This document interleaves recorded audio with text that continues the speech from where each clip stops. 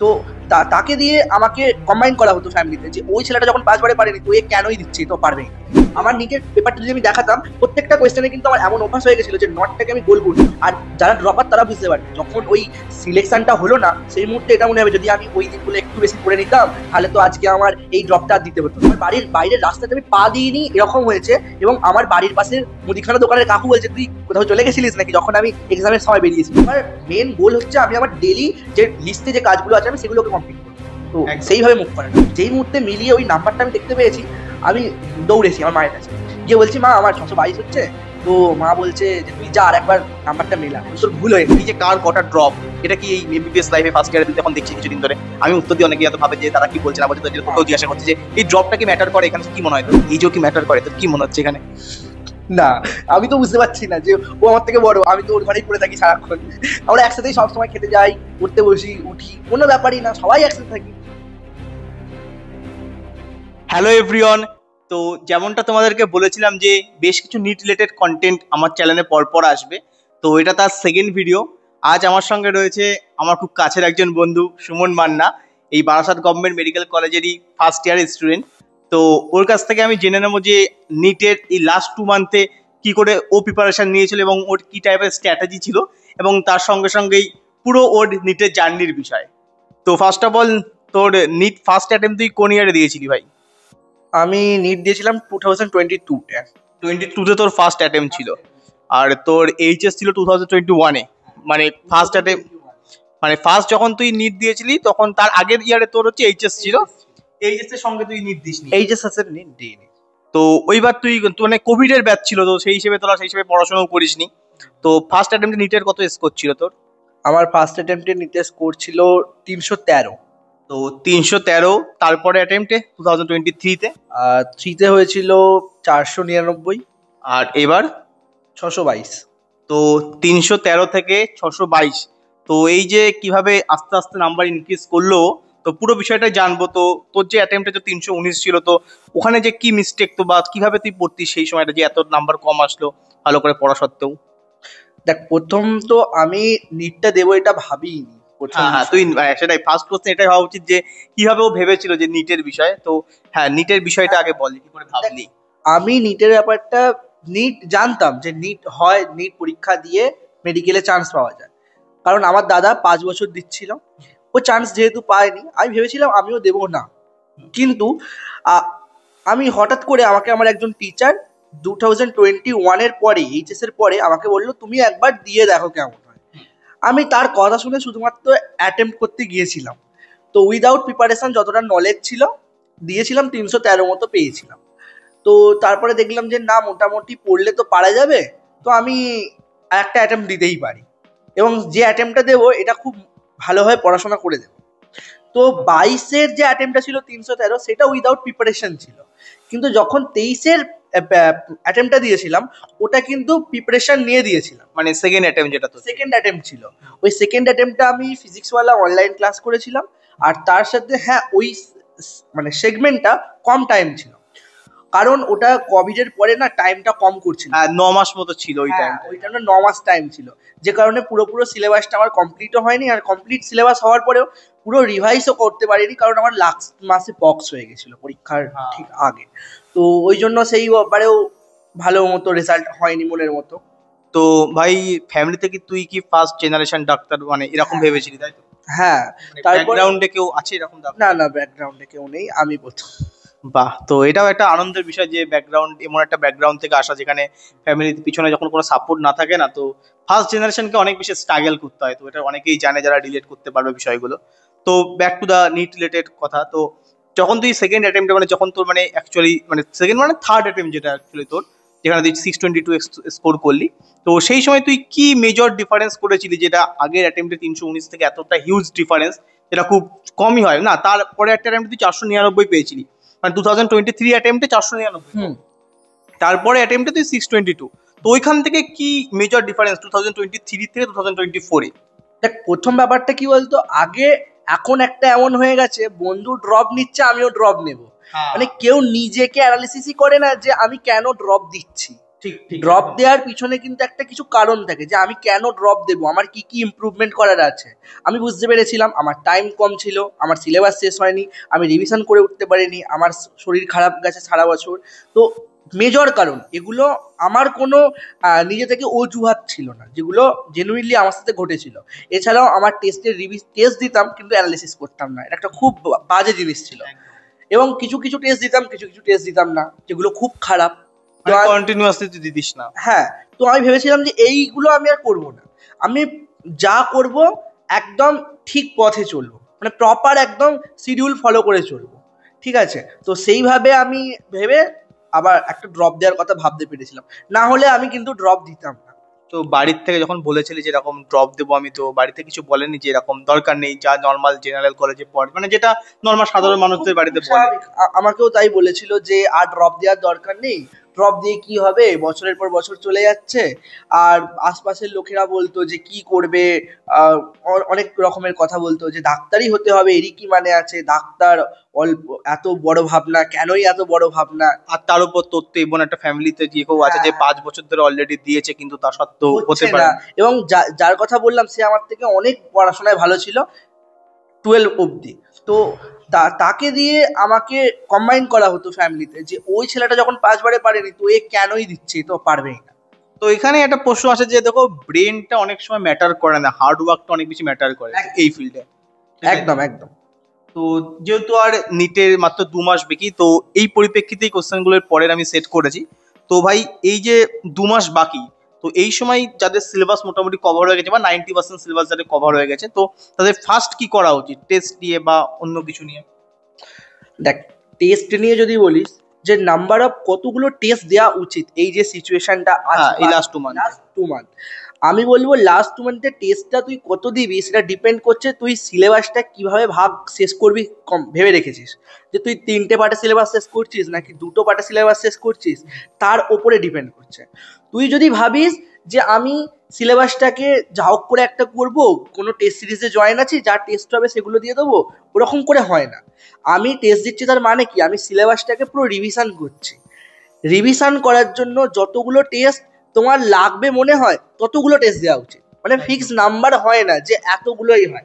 সঞ্জিত হয়তো টেস্ট দিয়েছে আকাশ Allen 2টো coaching এ, আমি হয়তো শুধু পিডাব্লিউ দিয়েছি, বা কেউ হয়তো আকাশ অ্যালেন পিডাব্লিউ নিট প্রেপ দিয়েছে, অনেক কোচিং আছে, অনেকেই অনেক টেস্ট দেয়।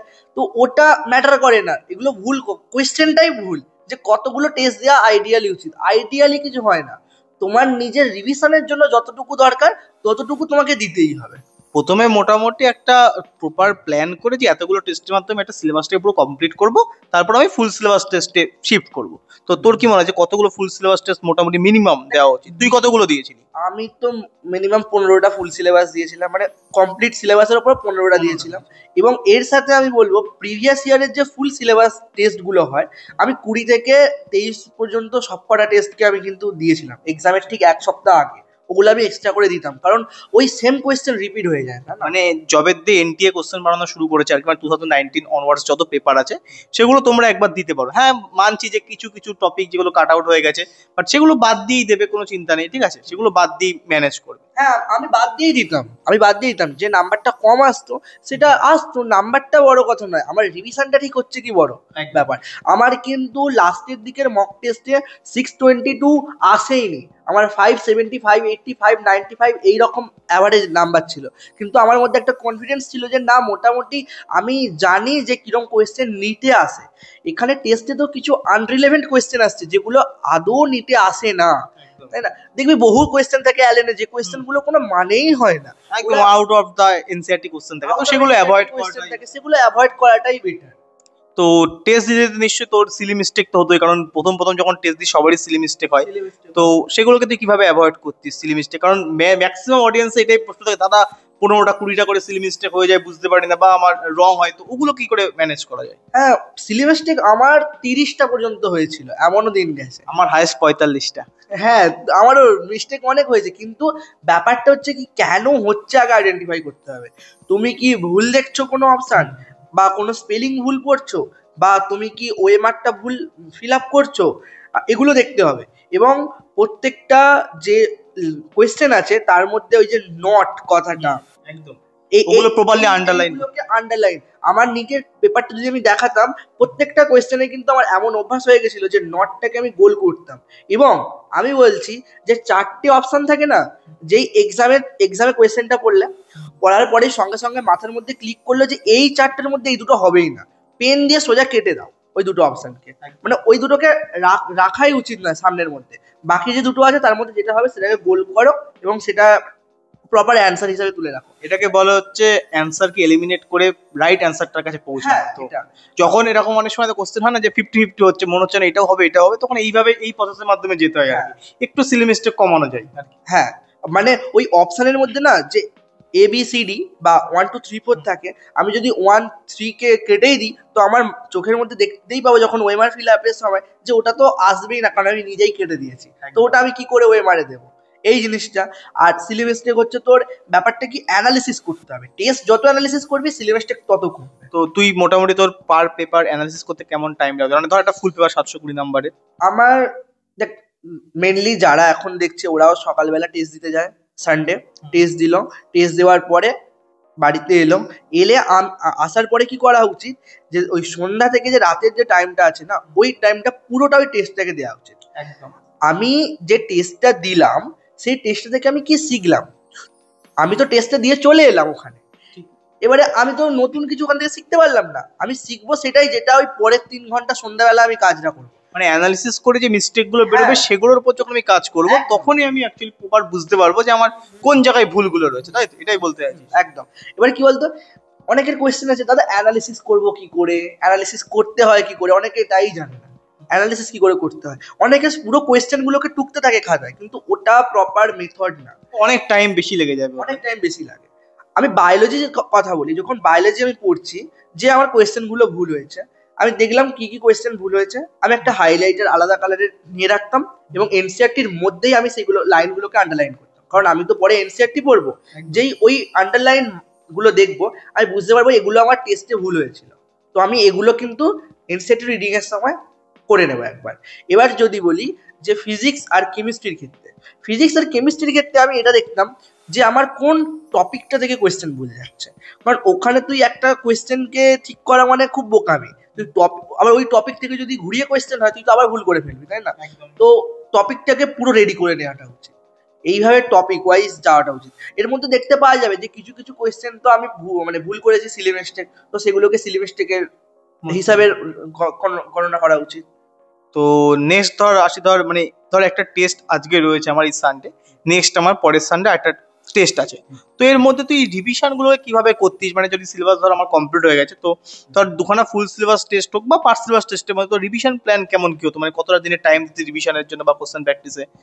দেখ, প্রথম বিষয় হচ্ছে সারা বছর আমি পিডাব্লিউতে পড়ে পড়ে আমার একটা জিনিস অভ্যাসে এসে গেছিল, যে ওই সোমবার দিন মানে মন্ডেতে যখন আসতো না যে কি কি সিলেবাসে নেক্সট এক্সামে আসছে সানডে, তো ওরা যে রুটিনটা দিয়ে দিত ওর মধ্যে যেগুলো থাকতো আমি সেই চ্যাপ্টারগুলোকে নিয়ে নিতাম, নিয়ে ওগুলোকে পার্ট ওয়াইজ ডিভিশন করে দিতাম। আচ্ছা, তো ঠিক আছে, তো এইরকম ভাবেই কিন্তু এই লাস্ট 2 মাসেও খেলা উচিত, যে আমি এই সপ্তাহের মধ্যে এতগুলো চ্যাপ্টারকে রেডি করবো। তো এই চ্যাপ্টারগুলোর প্রত্যেকটা আমি জানি আমার আয়নিক ইকুইলিব্রিয়ামে বেশি টাইম লাগবে, তো আমি একটা দিনে গোটা আয়নিক ইকুইলিব্রিয়ামই করবো।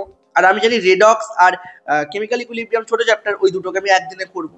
মানে এইভাবে নিজের রুটিনটাকে সাজিয়ে নিতে হবে। মানে তোমার চ্যাপ্টার যেরকম আছে, কোনো যদি লার্জ চ্যাপ্টার থাকে, ধরো জেনেটিক্স, ধরো তোমাকে রিভিশন করতে হবে, তো একদিনে তো তুমি পুরো প্রপার জেনেটিক্স তো খুব ভালো করে রিভাইজ করতে পারবে না, তো তোমাকে ওগুলো ডিভাইড করে নিতে হবে, বুঝে যে একটা আমি বেশি কঠিন চ্যাপ্টার পড়বো বা যেটা লেন্দি চ্যাপ্টার পড়বো তার সঙ্গে একটা শর্ট চ্যাপ্টার পড়বো, তো এইভাবে রিভাইজ করতে হবে না? আর একটা জিনিস, আমার একটা নোটবুক ছিল যেটার নাম দিয়েছিলাম আমি মিরর নোটবুক। একদম। এবার কারণ ওই নোটবুকটা আমার মানে একদম পুরো প্রিপারেশন ফেজে আমার সাথে ছিল, আমার প্রতিদিনের ডেট তারিখ লিখে তার সাথে কি কি কাজ করবো আগের দিন রাতে সবকটা আমি নোট করে রাখতাম, যে আমার নেক্সট দিন সকালবেলা আমাকে যেন ভাবতে হয় যে আমি কি পড়তে বসবো। একদম, টু ডু লিস্ট খুব ইম্পর্টেন্ট। একদম, লিস্ট তৈরি করে রাখা উচিত। এবার এই যে লিস্টটা তৈরি করলাম, এই লিস্টের মধ্যে কিন্তু আমার কিছু জিনিস ম্যান্ডেটরি থাকতো, যেমন এনসিআরটি রিডিং আমি রোজ সন্ধ্যাবেলা করতাম, তার সাথে ফিজিক্স কেমিস্ট্রির কোয়েশ্চেন প্র্যাকটিস করা, এগুলো আমার থাকতোই, ডেলি এগুলো থাকবে। বায়োলজির কোয়েশ্চেন প্র্যাকটিসটা আমি কতটাও গুরুত্ব দিতাম না, কারণ এত টেস্ট দিয়েছি যে ওই টেস্টের মধ্যেই বায়োলজির কোয়েশ্চেন প্র্যাকটিস হয়ে যেত। মেনলি বায়োলজির জন্য এনসিইআরটিটা পড়াতেই আমি বেশি ফোকাস করতাম। তো সেইভাবে কিন্তু নিজের একটা লিস্ট করে রিভিশন করা উচিত। মানে আমি কোন দিকে আগাচ্ছি, আমি বললাম কেন লিস্টের কথাটা, ধর একদিন আমার খারাপ যেতেই পারে, তো আমি সেই দিনে ওই লিস্টের মধ্যে আমার কিছু হলো না, আমি যখন নেক্সট দুদিন ভালোভাবে পড়লাম, লাস্ট দিনে আমার হাতে টাইম থাকছে, আমি ফার্স্ট দিনের কাজটাকে আবার টেনে শেষ করে দিতে পারবো। অ্যাডজাস্ট তো তোমাকে করতে হবে, মানে তোমার টাইম বুঝে তোমাকে অ্যাডজাস্ট করতে হবে। আর আরেকটা জিনিস, রিভিশনের সাথে কোনো রকমের মানে মানে কোনো আপোষ করা যাবে না।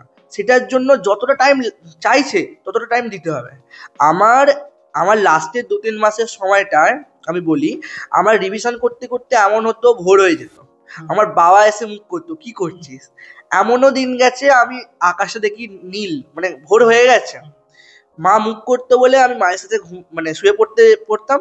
তারপরে কি করতাম না, একটা ছোট টর্চ লাইট মানে লাইট নিয়ে আমি আবার ফ্লোরে লিখতে বসে যেতাম, কারণ আমি জানি আমার শেষই হচ্ছে না কাজ। আর যারা ড্রপার তারা বুঝতে পারবে, যখন ওই সিলেকশনটা হলো না সেই মুহূর্তে এটা মনে হবে যদি আমি ওই দিনগুলো একটু বেশি পড়ে নিতাম তাহলে তো আজকে আমার এই ড্রপটা দিতে হতো না। তো সেই ফিলিংসটা আমি আর চাইছিলাম না, যাতে এটা আমার সাথে না হয়। আমি এইটার জন্য আমি বেরোইনি, আমার বাড়ির বাইরের রাস্তাতে আমি পা দিইনি, এরকম হয়েছে। এবং আমার বাড়ির পাশের মুদিখানা দোকানের কাকু বলছে, তুই কোথাও চলে গেছিলিস নাকি, যখন আমি এক্সামের সময় বেরিয়েছিলাম। এবং আমার বাড়ির পাশে একটা নতুন বাড়ি তৈরি হয়ে গেছে, আমি সেটাই খোঁজ পাইনি। আমারও ঠিক, আমি যখন এক্সাম দিয়ে বেরিয়েছিলাম মানে যখন মানে পরীক্ষা টরীক্ষা হয়ে গেল, দিয়ে খেলতে গেছিলাম, অনেকদিন খেলাধুলো করি না বলে, তো আমি এরকম আশপাশে দেখি সব বাড়িগুলো দেখলাম রং হয়ে গেছে, আমি জীবনে দেখিনি যে এই বাড়িগুলোর রং হয়ে গেছে, এরকম ব্যাপার। তো আর কি মানে এটাই বলবো যে দেখো এফোর্টটা এমন দাও যে এক্সাম দিয়ে যেন মনে না হয় যে আরেকটু হলে হয়তো হয়ে যেত না। তো এফোর্টটা এরকম ভাবে দেওয়া যেন রিগ্রেট না হয় এক্সামের শেষে আর কি। তো ভাই কেমন কি কমন কত ঘন্টা করে পড়তিস মোটামুটি লাস্টের এই 2 মাসে মোটামুটি পার ডে? এই এই এই যে কোয়েশ্চেনটা কিন্তু তুই বল, তোর কি কোয়েশ্চেন নাকি এটা অডিয়েন্সের কোয়েশ্চেন? অবশ্যই সবারই কোশ্চেন, কারণ একটা কোশ্চেন সবাইকে জানতে চায় দাদা কতক্ষণ পড়তে, দাদা কতক্ষণ পড়তে, কতক্ষণ পড়া উচিত, কতক্ষণ পড়লে আমি 700 প্লাস পেয়ে যাবো। এই আচ্ছা, তুই টাইম কি ঘড়ি দেখে পড়তিস? একদমই না, একদম না, কেউই ঘড়ি দেখে পড়তে এটাই, আমরা কেউ ঘড়ি দেখে পড়তাম না। এটা খুব ভুল কোয়েশ্চেন যে কত ঘন্টা পড়া উচিত। যতটা ডিমান্ড করছে তোমার পড়াশোনা, তোমাকে তত ঘন্টা দিতে হবে। যদি কোনো একজন ব্রিলিয়ান্ট স্টুডেন্ট হয় তার জন্য কম টাইম লাগবে, আর যদি কোনো মেহনতি স্টুডেন্ট হয় যার হয়তো অতটা ভালো আসছে না, তাকে অনেক বেশি টাইম দিতে হবে। পড়াশোনায় টাইম দেওয়া নিয়ে আপোষ করে লাভ নেই। আমরা বলি কি, আমরা পড়াশোনাকে কি করে ম্যানেজ করবো, আমরা বাকিটাকে ম্যানেজ করি, পড়াশোনাটাকে মেন ফোকাস করি। কথাটাই ভুল যে আমরা কি করে ম্যানেজ করবো পড়াশোনাকে। বাকি টাইম ম্যানেজ করো, পড়াশোনা আপনা আপনি ম্যানেজ হয়ে যাবে, হ্যাঁ, এটাই হচ্ছে আসল কথা। একদম। তো আমার রুটিন এরকম ছিল, আমি সকাল 9টায় উঠতাম, 9টা থেকে স্টার্ট করতাম, টানা পড়তাম হচ্ছে একদম, খাওয়া দাওয়া করে বসতাম একদম দুপুর 2টো অবধি। ওই টাইমে উঠে চান খাওয়া দাওয়া করে আবার 3:30-4টায় পড়তে বসতাম, ওটা টানা চলতো 7টা অবধি। 7টায় একটা ছোট ব্রেক থাকতো, ওটা চলতো আবার 12টা অবধি। 12টায় একটা খেতাম, তারপরে ওটা চলতো 2-3টে অবধি। মানে আমার এইরকম ছিল। এবার এটা ফিক্স রুটিন না, একদম এটা কখনো কখনো কারোর পক্ষে প্রতিদিন এরকম করা সম্ভব না, না সম্ভব না। কোনো কোনো দিন হয়তো সকালেও উঠে পড়তাম যখন। আবার অনেকে বলে দাদা সকালে এই চ্যাপ্টার কোন বইটা পড়বো, এটাও ভুল কোয়েশ্চেন। আমার যেটা ভালো লাগছে আমি পড়বো, পড়াশোনাটা মানুষের ভালো লাগা থেকে আসে। আমি যদি তোমাকে বলে দিই তুমি রোজ সকালবেলা উঠে ফিজিক্সটা করো, ফিজিক্সটা তো ব্রেন খুব ফাঁকা ফাঁকা থাকে, ওই টাইমে করাটা উচিত। হয়তো কোনো একটা ছেলের বায়োলজি পড়লে মুডটা ফ্রেশ হয়ে যায়, সকালবেলা পড়ার পরে মনে হয় যে না আমি অনেকটা কাজ করে ফেলেছি, আমার খালি ফিজিক্স আর কেমিস্ট্রি কোয়েশ্চেন প্র্যাকটিস করবো সারাদিনে। তো সে সেটাই করো, যে তোমার মেন গোল হচ্ছে আমি আমার ডেলি যে লিস্টে যে কাজগুলো আছে আমি সেগুলোকে কমপ্লিট করবো। তো একদম। সেইভাবে মুভ করাটা উচিত। মানে নিজের যে টু ডু লিস্ট যেটা বানাবে সেটাকে চেষ্টা করে ফলো করতে হবে। সেটা দেখো 100% কোনোদিনও কারোর কমপ্লিট হবে না, সবারই স্বাভাবিক ব্যাপার। তো চেষ্টা করবে 90% যেন কমপ্লিট হয়, ঠিক আছে, এটাই মেন। আর যতই দিন যাচ্ছে তত তোমার সেলফ স্টাডি টাইম বাড়াতে হবে, ঠিক আছে, লেকচারের টাইম কমাতে হবে এবং সেলফ স্টাডি টাইম বাড়াতে হবে।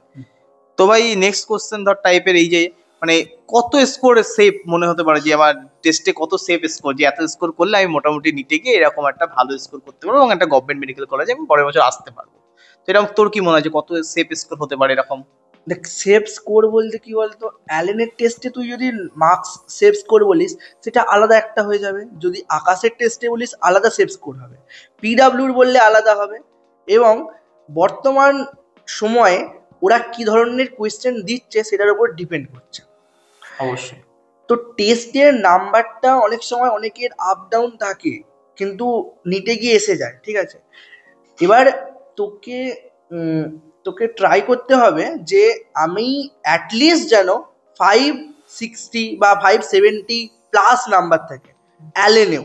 অ্যালেনেও হ্যাঁ, কম আসতেই পারে, এটা নর্মাল, এতে কোনো ঘাবড়ানোর কিচ্ছু নেই, কিন্তু এই নাম্বারটা অ্যাটলিস্ট হওয়াটা উচিত, কারণ না হলে খুবই খারাপ সিচুয়েশন। অবশ্যই মানে মোটামুটি তোমাকে ট্রাই করতে হবে যে সবসময় যেন 620-30 প্লাস যেন এরকম আসে স্কোর আর কি টেস্টের এই হ্যাঁ সময়টাতে। হ্যাঁ হ্যাঁ, এবার আমি এটা বললাম কি খুব কঠিন টেস্ট এসছে তো এইখানে এটা সেভ স্কোর।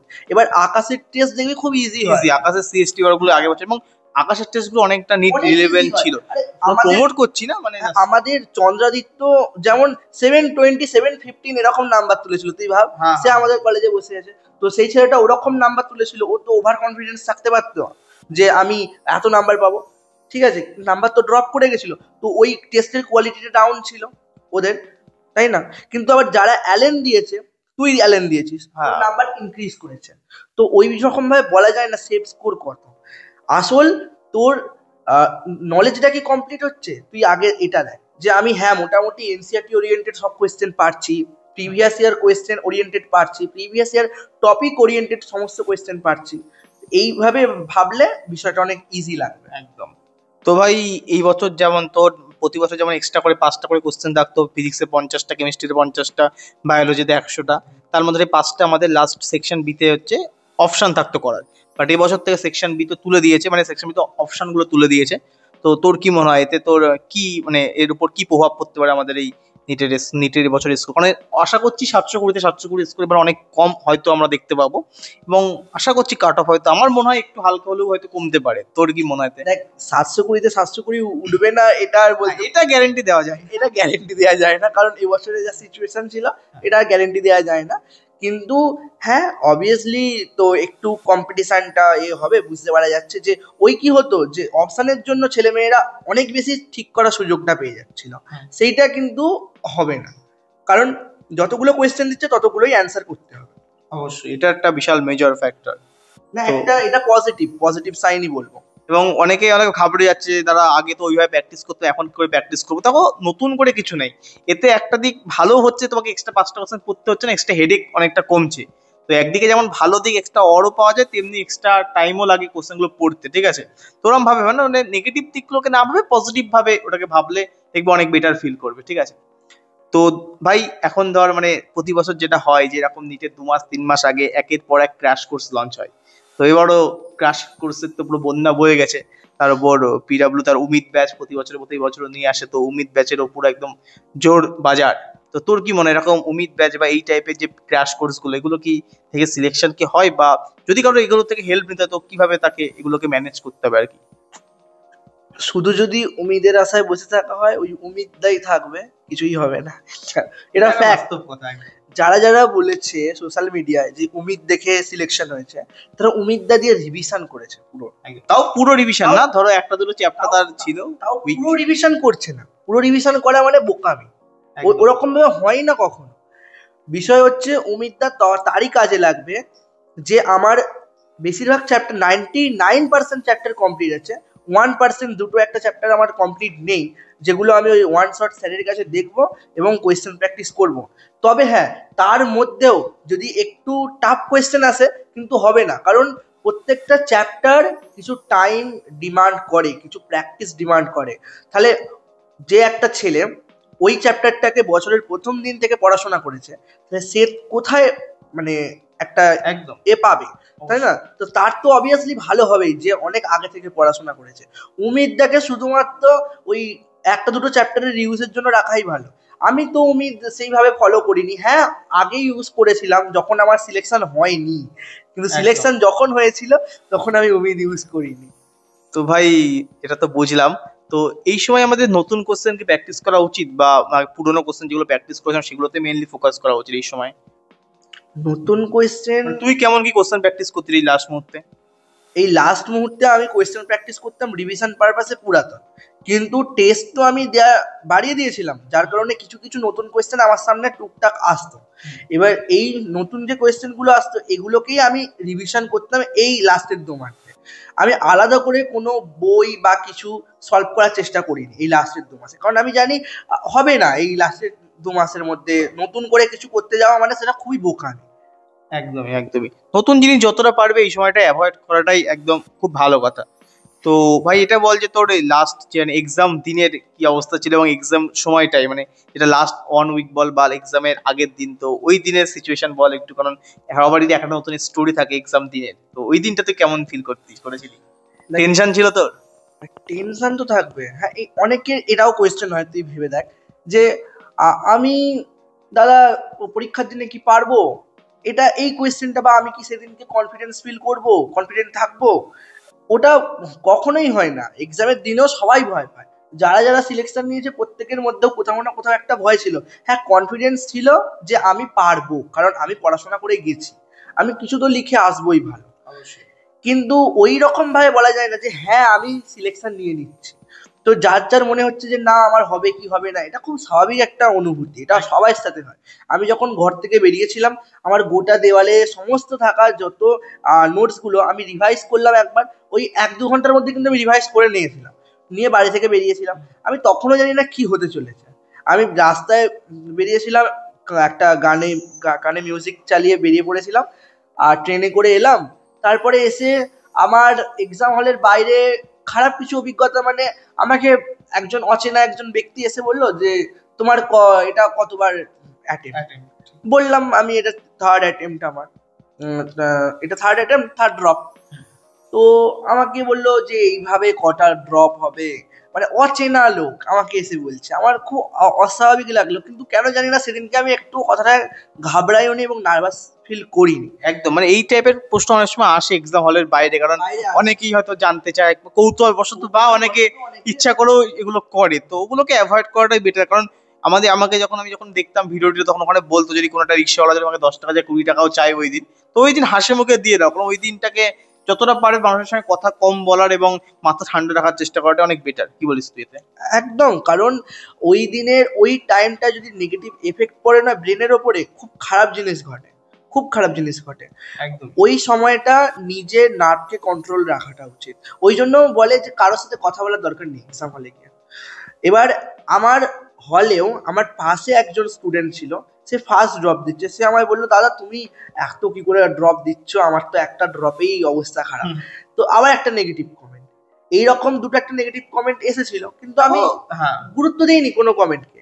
আমি আমার নিজের মতো ভেবেছিলাম আমি পড়ে এসেছি, আমি আমার এক্সাম দেবো, যে যাই বলুক। একদম এবার আমি এক্সাম দিতে বসলাম, আমার প্রথম বায়োলজি করলাম, দেন কেমিস্ট্রি, দেন ফিজিক্স। এবার বায়োলজি করলাম, খুব ভালো হলো। কেমিস্ট্রি করলাম, কেমিস্ট্রিও খুব ভালো হলো। আমার মনের মধ্যে তখন এটাই চললো, আমার দুটোই ভালো হলো, তার মানে ফিজিক্স হয়তো কঠিন হবে। একদম স্বাভাবিক মনে আসবে যে দুটো যখন এত সোজা, তাহলে নিশ্চয়ই আরেকটা কোশ্চেন হার্ড আসে, কারণ এটাই আমরা শুনে আসি না যে কোনো না কোনো একটা পেপার হয়তো হার্ড থাকে। হ্যাঁ, আর এবারে এই সিচুয়েশন, আমি এখন ফিজিক্সের কোয়েশ্চেন সলভ করা স্টার্ট করলাম। আমার প্রথম 2 পেজের একটা কোয়েশ্চেনও হচ্ছিল না, খুব অস্বাভাবিক ব্যাপার, কিন্তু একটা কোয়েশ্চেনও হচ্ছিল না। আমি জাস্ট গোলা পাকিয়ে পাকিয়ে পেজ উল্টাচ্ছি, নেক্সট পেজ উল্টেছি, তারও 2 হয়েছে, 3 নম্বর কোয়েশ্চেন হচ্ছে না। মানে সেই মুহূর্তে আমি টেনশন একদম। খুব টেনশন, আমি তো ঘামছি দরদর করে। তো মানে ওটা যেহেতু গরম কাল থাকে, এবং আমার মাথার নিচে ফ্যান ছিল না, যে গভর্নমেন্ট স্কুল ছিল তো ফ্যান ছিল না। আর আমার ঠিক রাইট সাইডে একটা উইন্ডো ছিল। এবার সেই দিন খুব জোরে বাতাস বইছিল। আমার মনে আছে ওই মুহূর্তটা, আমি একটু জল খেলাম, আর আমি মানে ওই মুহূর্তে জাস্ট গডকে একটু করছিলাম, ডাকছিলাম। আর পাশ থেকে হাওয়াটা জোরে এলো, আমার পেপারটা হু করে উল্টে গেল। ফিজিক্সের 50 নম্বর যে কোয়েশ্চেনটা আছে, লাস্ট কোয়েশ্চেন, সেটা আমার সামনে শো হলো। ওটা আমি করে ফেললাম, কারণ ওর কোয়েশ্চেনের মানে যে 4টে অপশানও চেনা, কোয়েশ্চেনটাও চেনা, কোনটা উত্তর হবেও চেনা, আমি সলভ না করে উত্তর দাগিয়ে দিলাম এরকম। তারপরে পিছন দিক থেকে করা শুরু করলাম একের পর এক। আমি দেখলাম পিছন দিক থেকে যেহেতু হয়ে যাচ্ছে পরপর 4-5টা কোয়েশ্চেন, আমি ভাবলাম সামনের দিক থেকে করবোই না, পিছন দিক থেকে হোক। পিছন দিক থেকে করতে করতে কখন যে সামনে চলে গেলাম আমি নিজেই ধরতে পারলাম না। আমার পুরো পেপারটা কমপ্লিট হয়ে গেল। তো ওই মুহূর্তে যদি আমি ঘাবড়ে গিয়ে আরো বেশি বসে থাকতাম, ওই সামনের দিক থেকে চেষ্টা করতাম, হতো না। হ্যাঁ, এটা হয়তো কোইন্সিডেন্টলি হয়ে গেছিল যে 50 নম্বর পেপারটা আমার কাছে, কোয়েশ্চেনটা আমার সামনে এসে গেছিল, কিন্তু যদি কারণ না হয় সেও ট্রাই করতে পারে যে আমি লাস্টের দিক থেকে বা দুটো কোয়েশ্চেন ছেড়ে তারপর থেকে ট্রাই করব। কারণ অনেক সময় এক্সামিনার পরপর কিছু কোয়েশ্চেন হার্ড দিয়ে দেয়, একদম এগুলো কিন্তু ঘাবড়ানোর জন্য দিয়ে দেয় আর কি। ভাবনার জন্যই দেয়, পেপার প্যাটার্নটা ওইভাবে ওরা সিলেক্ট করে। তো এইভাবে গোটা পেপারটা হলো। এবং আমার মনে আছে এক্সাম দিয়ে সবার প্রথমে আমি বাইরে বেরিয়েছিলাম, কিন্তু আমি মনে হচ্ছিল আমার পেপারটা ভালো হয়েছে, কিন্তু ওই যে আমার একটা শখ এসে গেছিল না, যে 6টা কোয়েশ্চেন আমি পারছিলাম না প্রথমে, ওই কোয়েশ্চেনের শখটার জন্য ভাবছিলাম, বুঝতে পারছিলাম না যে আমার পেপারটা কেমন হয়েছে। আমি সেদিন বাড়িতে এসেছিলাম, বাড়িতে এসে তখনও জানি না আমার কি হবে, অবশ্য স্বাভাবিক ব্যাপার, এতে খুব টেনশন থাকে তো। টেনশন, আমি জানি কি হয়েছে আমি নিজেই জানি না। আমার আমাকে মনে আছে আমি বাড়িতে বলে দিয়েছিলাম যদি যদি না হয় সিলেকশন আমাকে কিছু বলবে না, আমার মন খারাপ থাকবে আজকে, এরকমও বলে দিয়েছি বাড়িতে। তারপরে আমি মেলাতে বসেছি, কারণ আমি পাচ্ছিলাম না থাকতে, এত অ্যান্সার কি আসছে, আমার মনে হচ্ছে মেলাতেই হবে, ওই দিনটা আলাদাই, ওই দিনটা আলাদাই। আমি মিলিয়েছি, যেই মুহূর্তে মিলিয়ে ওই নাম্বারটা আমি দেখতে পেয়েছি, আমি দৌড়েছি আমার মায়ের কাছে, গিয়ে বলছি মা আমার 622 হচ্ছে। তো মা বলছে যে তুই যা আর একবার নাম্বারটা মেলা, তোর ভুল হয়েছে, তোর হয়নি। আমি আবার মেলাচ্ছি, বাবা এসেছে পাশে, তারপরে বাবা বলছে ঠিক গুনেছিস, বাবা চশমা পরে বাবা মোবাইল দেখে বলছে আমি মেলাচ্ছি। সেই দিন রাতে আমরা খাবার খাওয়া ভুলে গেছি, আমাদের এত আনন্দ হচ্ছে। ওই দিনগুলো ভাবলে মানে ওই দিনটা ওই ভাবলে গা দিনটা একদম কাঁটা দিয়ে আলাদা, ওঠে। ওই দিনের রাতটা যে কি ছিল, মানে আলাদাই, মানে ওই দিনের আলাদাই স্যাটিসফ্যাকশন ওই দিনটা। ওই দিনের ঘুমটা আমাদের বিগত যে 2-3 বছরের নিট প্রিপারেশনের যে মানে খুব খারাপ রাতগুলো কেটেছিল, তার থেকে অনেক অনেক অনেক শান্তির রাত ছিল। এই রাতটা আসার জন্য ওই রাতগুলোতে কিন্তু অনেক পরিশ্রম করতে হয়েছিল। একদম এটাই একদম। আর তরুণ স্যার একটা কথা বলে, সিলেকশন ওই একদিনের নয়, সারা বছরে যতগুলো ডেতে সিলেকশন পায়, সেগুলোর সব কিছুর টোটাল আউটপুট হচ্ছে ওই নিটের রেজাল্টের দিন। ওই জন্যই বলো না, শুধু আউটকামটা দেখো না, তার পেছনে যে মেহনতটা রয়েছে সেই ইনপুট গুলোকেও একটু দেখো, এটাই বলে আর কি সবাই। তো ভাই নিট রিলেটেড ছেড়ে কিছু এমবিবিএস রিলেটেড প্রশ্ন আছে যেটা কিনা সবারই মনে একদম বিশাল কৌতূহল থাকে। তো ভাই একটা কথা আমাকে বল, এই ফার্স্ট যেটাই, যে এই যে কার কটা ড্রপ, এটা কি এই এমবিবিএস লাইফে ফার্স্ট ইয়ারে তুই তখন দেখছিস কিছুদিন ধরে, আমি উত্তর দিয়ে অনেকেই হয়তো ভাবে যে তারা কি বলছে না বলছে, তো এই জন্য তোকেও জিজ্ঞাসা করছি যে এই ড্রপটা কি ম্যাটার করে এখানে, সে কি মনে হয় তোর? না, এখানে ড্রপ ম্যাটার করে না, একদমই ম্যাটার করে না। এখানে সবাই একসাথে থাকি, সবাই একসাথে পড়াশোনা করি, কেউ জিজ্ঞাসাই করতে আসবে না যে কার কটা ড্রপ। একদম। এটা এখানকার কালচারের মধ্যেই পড়ে না। আর এর সঙ্গে সঙ্গে নেক্সট একটা আরো ভয়ঙ্কর প্রশ্ন, ডাজ এজ ম্যাটার? এজও কি ম্যাটার করে? তোর কি মনে হচ্ছে এখানে? না, আমি তো বুঝতে পারছি না যে ও আমার থেকে বড়, আমি তো ওর ঘরেই পড়ে থাকি সারাক্ষণ, আমরা একসাথেই সবসময় খেতে যাই, পড়তে বসি, উঠি, কোনো ব্যাপারই না, সবাই একসাথে থাকি। এরকম বহু, প্রত্যেক মেডিকেল কলেজে, আমাদের কলেজেই তো কত আছে, একদম 17 থেকে শুরু করে একদম ওপর পর্যন্ত সমস্ত এজের ছেলে মেয়েরা আছে, এটা খুব স্বাভাবিক জিনিস, প্রত্যেক মেডিকেল কলেজে আছে। একদম এটাই মানে বারবার করে বলি যে এজ বা ড্রপ এগুলো ম্যাটার করে না। হ্যাঁ, এটা ঠিক তোমার মেন্টাল সিচুয়েশনের জন্য একটু ম্যাটার করে, যে তুমি কিভাবে সিচুয়েশনটাকে দেখছো তোমার নিজের, মানে এটা পার্সোনালি। বাট তুমি যদি ওভারঅল দেখতে চাও তোমার ফ্রেন্ড সার্কেলের মধ্যে, এগুলো কোনো ম্যাটার করে না। যদি তুমি তোমার ফ্রেন্ডগুলোকে সেই হিসেবে তুমি মানাতে পারো, বা তুমি যদি সবসময় তোমার ম্যাচুরিটি দেখাও, তোমার যদি বেশি বয়স সেটাকে যদি তুমি দেখাতে চাও, তাহলে নিশ্চয়ই একটু তোমাকে কোপ আপ করতে টাইম তো লাগবেই, বা সেই হিসেবে কি বলিস তুই সেটাকে? একদম, ওই দিক থেকে নিজে যতটা জেনুইন থাকা যাবে ততটাই ভালো, মানে ওইভাবে ভাবাটাই ঠিক নয়, মানে মানুষের যে দৃষ্টিভঙ্গিটা ওই রকম রাখাই উচিত নয়। আমার আসল উদ্দেশ্য হচ্ছে পড়াশোনা করব, আমি একটা সিলেকশন নেব, ব্যাস, আমার এতটুকু গোল। আমি আমার কটা ড্রপ হচ্ছে বা কিছু, এগুলো ভাবা এখন অন্তত টাইম নয়, এই লাস্ট 2 মাসের মধ্যে এগুলো, অনেকে ভাবছে আমার তো কিছু হচ্ছে না, কি হবে, ভয় পাচ্ছে। আরে বাবা, কিছু তো তোদের হাতে নেই, অ্যাটলিস্ট এখন পড়াশোনা করে রাখলে এই এই যে চাপ আছে এই সময়টা, নেক্সট টাইমে ওটাই হেল্প করবে, তাই না? যতটা সম্ভব এগিয়ে রাখা যায় না, যতটা সম্ভব পুশ করে রাখা যায়, ওই নাম্বারটা দেখেও অ্যাটলিস্ট মনে শান্তি আসবে। আর বাড়িতে তার সময় বলতেও পারবে যে দাদা আমি এতটা স্কোর করেছি বাবা মা, তো নেক্সট বার আমি যদি আমাকে যদি আরেকটা সুযোগ দাও, তো আমি এর থেকে অনেক বেটার দেখাতে পারবো, এবং আমার একটা কলেজ যেতেই পারবো। তো এরকম অনেক সময় সুযোগ আসে, তো ওই জন্যই দেখো এফোর্ট কোনোদিনও ওয়েস্ট হয় না, ঠিক আছে? যতটা পারবে এফোর্ট দাও। যদি অনেকে ভাবে যে আমরা অনেকটা পিছিয়ে আছি, বাট দেখো পিছিয়ে বা আগে কেউ নেই, সবাই সবারই যদি বেস্টটা দেয় নিশ্চয়ই ভালো জায়গাতে পৌঁছাতে পারবে, এর উপর কোনো কথাই হবে না। কি বলিস তুই? এই লাস্ট টাইমের এফোর্ট খুব ইম্পর্টেন্ট, কারণ তুই এটা ভাব ইনঅর্গ্যানিক তো মানে আমি আমার ক্ষেত্রে বলছি, আমি সারা বছর প্র্যাকটিসই করিনি, লাস্ট 2 মাসে এসে পড়াশোনা করেছি, পরীক্ষায় গিয়ে মানে ডেলিভার করে এসেছি। তো সেখানে লাস্ট 2 মাসে যদি না আমি ইনঅর্গ্যানিকটা পড়তাম তাহলে তো আমার হতোই না, সিলেকশনই হতো না। একদম। বা আমি যদি লাস্ট 2 মাসের মধ্যে রিভিশন না করতাম অত সিলেকশনই হতো না, ঠিক আছে। আর এই এই পুশটা খুব দরকার। সিলেকশন হবে কি না হবে এটা এখন ভাবার বিষয় নয়, এখন পড়াশোনা করব, টেস্ট দেব, আমি নিটটা দিতে যাব, আমার যতটুকু টাইম আছে আমি আমার বেস্টটা দেবো। আর একটা কথা আমি অ্যাড করবো, প্রপারলি ঘুমাবো, ঠিক আছে? যদি ভালো করে না ঘুমাও তাহলে কিন্তু ব্রেন কিন্তু ভালো করে কাজ করে না। আমি এক্সামের আগের দিনের কথা বলছি না, কারণ ওই দিন অনেকের ঘুমায় না, সেটা আলাদা একটা সেগমেন্ট।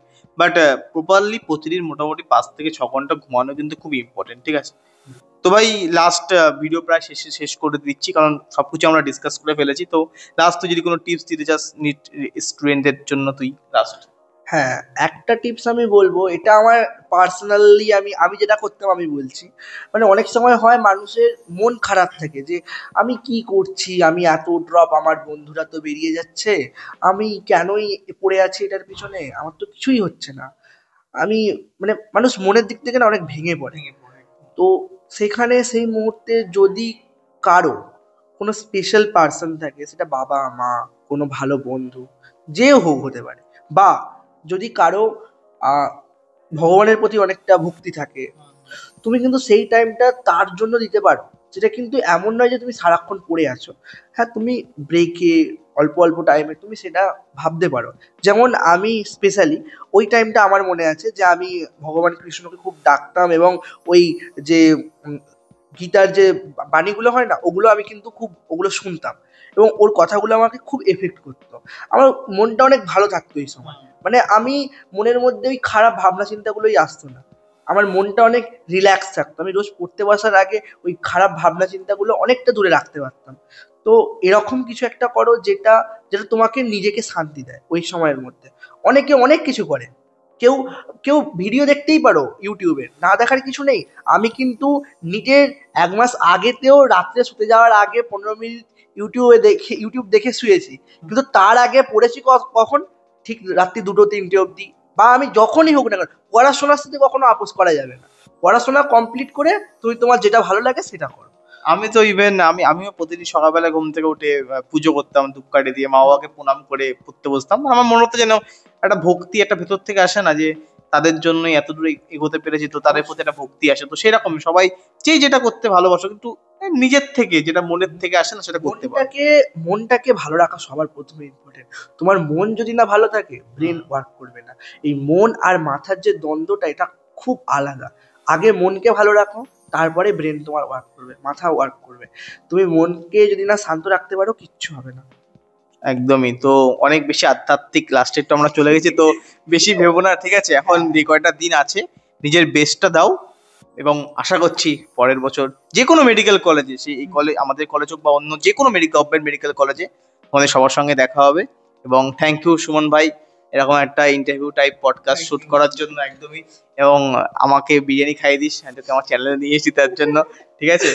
তো আর ভালো করে পড়, ভালো ডাক্তার হ, এটাই বলবো আর কি, ঠিক আছে? একদম ভালো মন্দ রান্না বান্না করে নিয়ে আসিস আমার জন্য, ঠিক আছে? বাড়ির থেকে। তো ঠিক আছে গাইস, তো চলো টাটা বাই। সকালে ভালো থেকো, সুস্থ থেকো, এবং ভালো করে পড়াশোনা করো। দেখা হচ্ছে নেক্সট কোনো ভিডিওতে। এবং ঠিক আছে, চলো টাটা। কিছু ভালো কিছু আসছে বলবো পরে, টাটা।